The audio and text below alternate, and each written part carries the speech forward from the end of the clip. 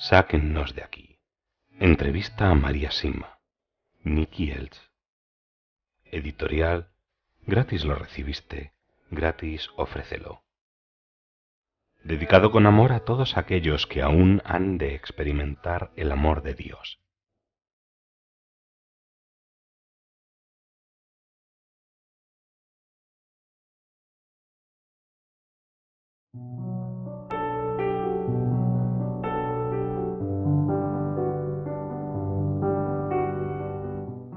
La confesión.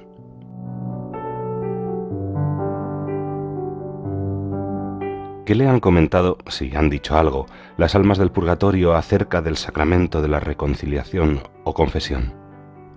Oh, sí, lo mencionan con frecuencia. Están muy tristes de que se haya vuelto tan poco frecuente, que se haya dejado de lado. Es un regalo tan grande el que Dios nos brinda, que Satanás solamente podría querer destruirlo. Y creo que lo está logrando. Deberíamos acudir a la confesión, como debería llamarse, con alegría y no asustados o temerosos como desea Satanás. No hay de qué preocuparse, no hay nada que un sacerdote no haya escuchado ya. Un buen sacerdote sabe muy bien que él mismo, con todo lo que ha aprendido y experimentado, es mucho más pecador que el resto. Para Jesús y para todos los que se encuentran en el cielo es un gran motivo de alegría cuando llevamos nuestras debilidades y fracasos ante Jesús.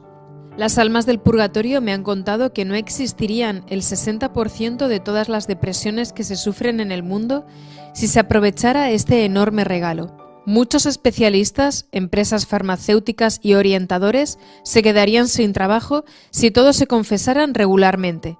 Nuestro Señor puede salvar y sanar a todos y a todo, según Él quiera, tan solo con pedírselo. Nuestra madre ha dicho, y creo que fue en Medjugorje, que la confesión mensual sanaría a Occidente. La confesión no se entiende correctamente. Para la mayoría nos resulta difícil diferenciar entre el bien y el mal, pero otro tema mucho más peliagudo es diferenciar entre lo bueno y lo mejor. La confesión no está solo para confesarnos de haber robado un banco, pues de hecho muy pocos de nosotros robamos bancos. Para la mayoría está para buscar cómo ser cada vez mejores a los ojos de Dios.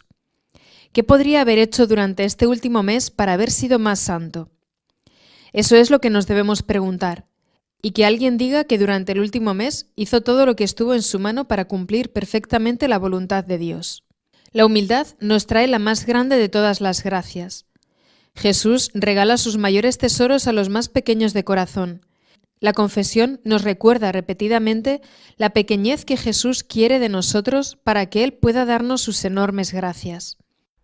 ¿Cómo respondería a todos los que dicen y lo hacen con sinceridad que no necesitan un sacerdote para confesarse, que no necesitan contarle sus cosas a otra persona, sino que pueden dirigirse directamente a Dios? Si lo que usted dice fuera cierto, los psicólogos y psiquiatras no tendrían tanto trabajo. Tanto las personas más inteligentes como las más sencillas pueden ir al mismo sacerdote, y ambos se quedarían asombrados por los frutos y gracias que surgirían de ese breve y libre encuentro con Jesús. Todos los seres humanos tienen la misma necesidad de confesar sus culpas. Todos esos grupos de apoyo y esas largas e interminables terapias tan costosas no serían necesarias si nos acercáramos a Jesús. Y sobre todo, las mayores gracias no nos llegan de ahí, de los expertos y los especialistas, sino solamente de Jesús. Nos dejamos engañar demasiado fácilmente. ¿No cree que Él, que para comenzar nos dio la vida, también es capaz de darnos infinitamente más que las soluciones del tipo «¿cómo enfrentarte a...» de la mayoría de los psicólogos? Dios los bendiga. Muchos de ellos ni siquiera reconocen la realidad del pecado. ¿Y cómo van a poder tratar entonces la realidad del perdón?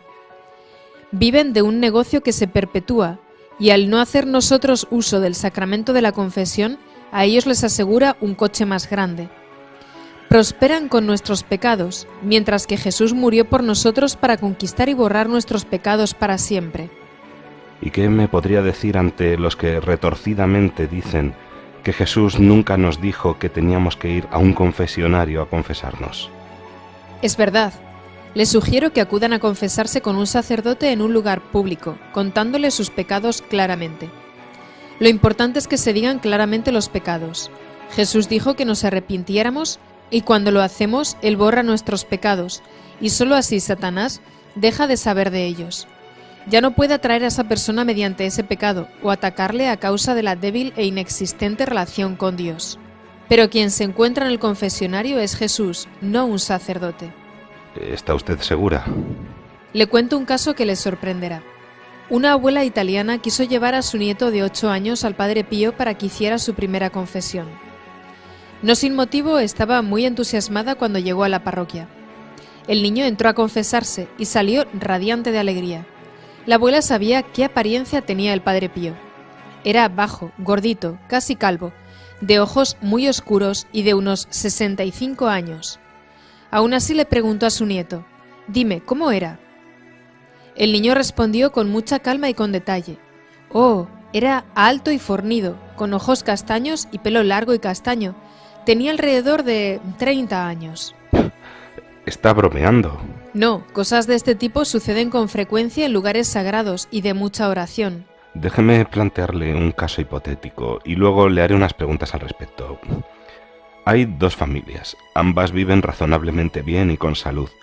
Una de las familias se confiesa regularmente mientras que la otra no. ¿Existirán diferencias entre sus descendientes? Y si las hubiera, ¿cuáles podrían ser? La primera familia contará con una base sólida para acercarse cada vez más a Jesús a lo largo de las generaciones, mientras que la segunda familia cargará con muchas dificultades que no hubiera tenido si se hubieran confesado regularmente. Por ejemplo, enfermedades y debilidades que podrían haberse evitado. La actitud correcta y penitente de la primera familia se reflejará en la fortaleza y la felicidad de sus descendientes, mientras que los de la otra familia serán más propensos a los ataques de Satanás.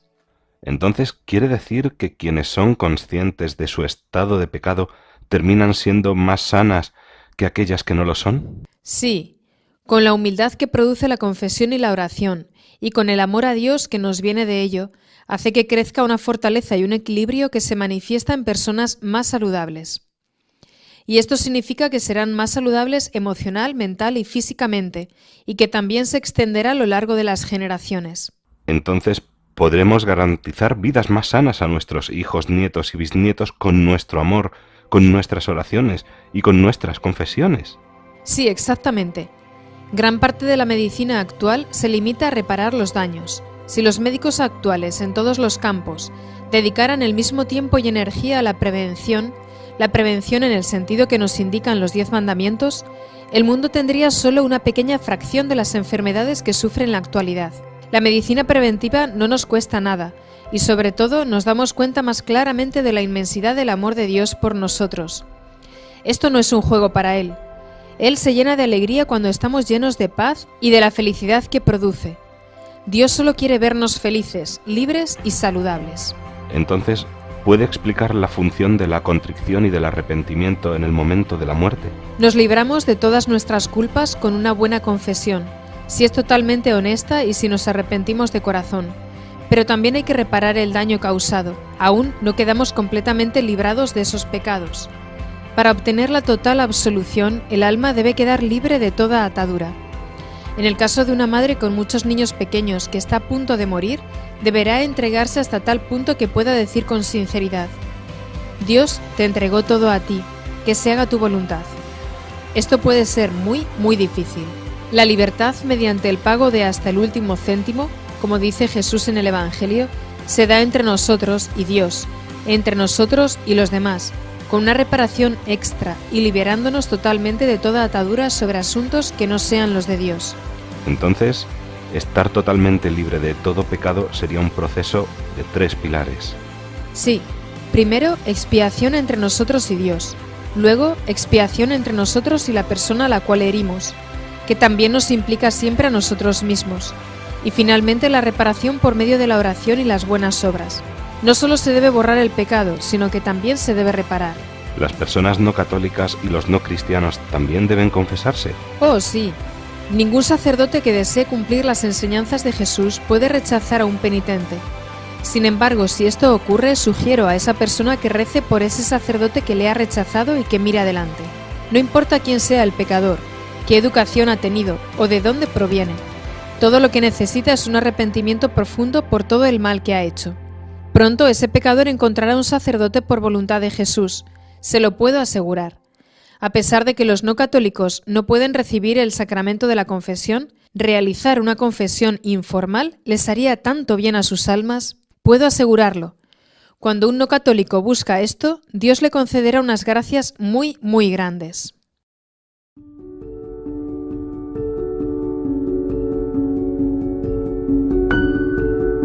El rosario.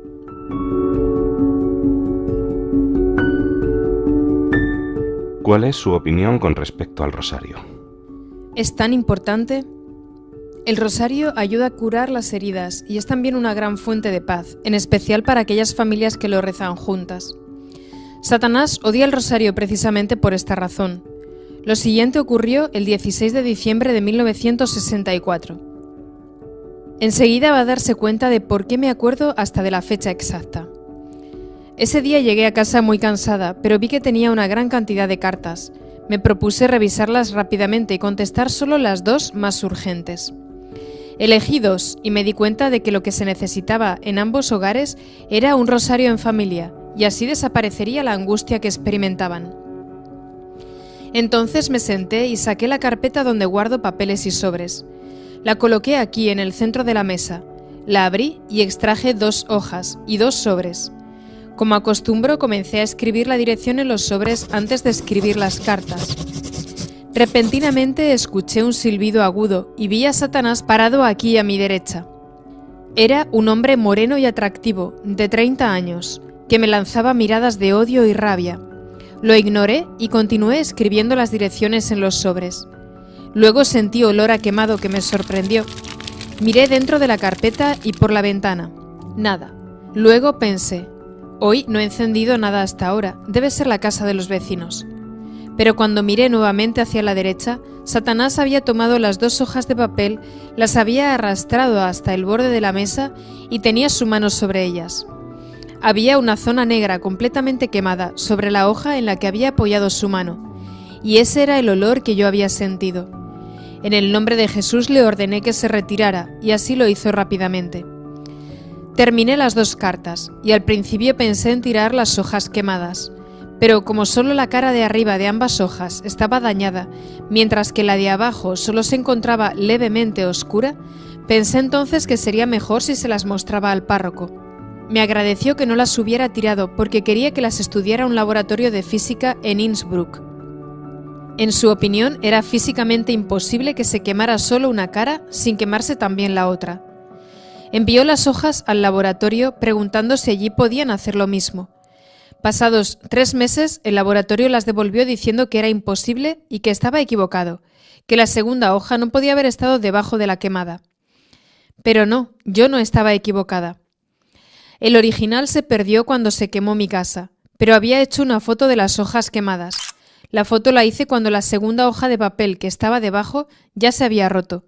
En resumen, así odia Satanás el rosario. ¿Qué le diría a aquellas personas a quienes el rosario les parece aburrido e inútil a causa de las repeticiones? La humildad presupone que hablemos solo de lo que hemos experimentado. Quienes afirman eso es que no han rezado el rosario. La meditación de los misterios, la meditación de la vida de Jesús, nos brinda tanta paz y alegría que Satanás se vuelve loco. María hizo muchas promesas a aquellos que rezan el rosario, y lo hizo por medio de Santo Domingo. Conozco a una mujer que se compró un rosario nuevo, a unos 100 metros de la iglesia a la que se dirigía a rezar con un grupo numeroso de peregrinos. Cuando se arrodilló en el banco, lo buscó en su bolso y se encontró que solo quedaba un puñado de cuentas sueltas y muchos pedacitos de alambre. El diablo lo había soltado todo para que no rezara el rosario. Satanás odia la paz y odia la curación, y el rosario es extremadamente curativo y un arma muy poderosa contra él. ¿Alguna vez se le ha aparecido algún alma del purgatorio pidiéndole que rezara un rosario con él o ella? Sí, eso sucede. Recuerdo una vez, fue en los años 50, cuando viajaba en tren desde Bludenz. Era uno de esos días en los que había muchos viajeros, así que elegí, como hago habitualmente, el último vagón del tren. Subí y pronto encontré un compartimento en el que viajaba solamente una mujer. Me senté a su lado. Todavía no me había acomodado cuando sacó un rosario de su bolso y dijo: «Bueno, aquí hay alguien que rezará el rosario conmigo. Lo primero que pensé fue, si hace lo mismo con todo el que entra, no me extraña que esté sentada aquí sola. Pero, por supuesto, yo estaba muy feliz de rezar con ella el rosario, y en el tiempo que duró no entró nadie al compartimento. Cuando terminamos, dijo, «Gracias a Dios», y desapareció al instante. Me encontré totalmente sola en el compartimento, mientras numerosas personas daban vueltas por los pasillos. Solo en ese momento fue cuando tuve el presentimiento de que se había tratado de un alma del purgatorio.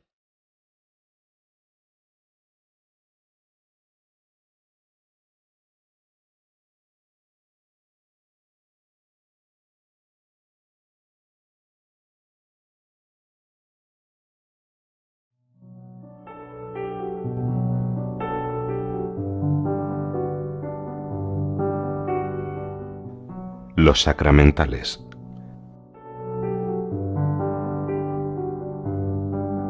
¿Qué son los sacramentales? ¿Son importantes para nosotros y para las almas del purgatorio? Sí, son muy importantes y deberíamos usarlos siempre que podamos. Las almas aman todos los sacramentales, entre los que se incluyen el agua bendita, el aceite, la sal, las medallas, las velas y otros objetos. Puedo contar una historia magnífica y muy interesante sobre este tema. Sé de una mujer que le prometió a las almas del purgatorio encender una vela bendita por ellas todos los sábados. Un sábado su marido le dijo, «Deja de hacer eso, no tiene sentido». «Es ridículo, los muertos están muy contentos. No creo que necesiten que enciendas una vela y no me interesa lo que les hayas prometido». Por supuesto, la mujer se entristeció porque quería cumplir su promesa, aunque no quería desobedecer a su esposo. Entonces pensó, «Muy bien, la pondré en la estufa y allí no la verá». Colocó la vela en la estufa y cerró la pequeña puerta, que por cierto tenía una ventanita también pequeña. Salió entonces de la casa, y al poco tiempo llegó su marido. Cuando estaba a punto de tirar algo, se dio cuenta con sorpresa de que en la estufa había una luz, así que extrañado abrió la puerta y miró dentro. Para su gran asombro, no solo vio la vela ardiendo, sino 6 pares de manos juntas en actitud orante alrededor. Cerró la puerta y esperó a que regresara su mujer. Cuando llegó le dijo, «¿Por qué has puesto la vela dentro de la estufa? Deberías ponerla aquí en la mesa». ¿Les gusta también algún tipo de música en particular? Sí, les gusta la música sacra y de forma especial el sonido de las campanas que convocan a las familias a la iglesia. Así que nos puede sorprender que en algunos laicistas protesten diciendo que las campanas son una invasión a su privacidad. Satanás tiene otro punto más a su favor si las sociedades están tan espiritualmente muertas como para no reaccionar ante estos ataques. ¿Cómo puede ayudarnos a nosotros y a las almas del purgatorio el agua bendita? Deberíamos tener agua bendita a mano en todos los hogares. Deberíamos usarla con frecuencia. En caso de que algo nos perturbe o si se ha cometido un gran pecado, deberíamos rociar el lugar con agua bendita. Es una protección poderosa contra Satanás. Las almas del purgatorio piden que haya agua bendita en todas las tumbas y se congregan y nos ayudan en cualquier lugar donde se utilice con frecuencia. También para discernir si una actividad es demoníaca o no, el agua bendita contestará rápidamente la pregunta por nosotros. Los demonios escapan de ella y vuelve la paz cuando se utiliza. Existen además estudios en la actualidad que prueban que el agua bendita es también una protección contra las radiaciones peligrosas. ¿De qué otra forma puede algo bendecido por un sacerdote ayudarnos a protegernos en nuestra vida diaria? Los sacerdotes deberían volver a bendecir más y más, bendecir los hogares, las cosechas, los automóviles y todas las empresas. No sería mala idea bendecir toda la sal que se utiliza en invierno para mantener las calles libres de hielo. De esta forma se reduciría notablemente el número de accidentes y sería beneficioso para todos.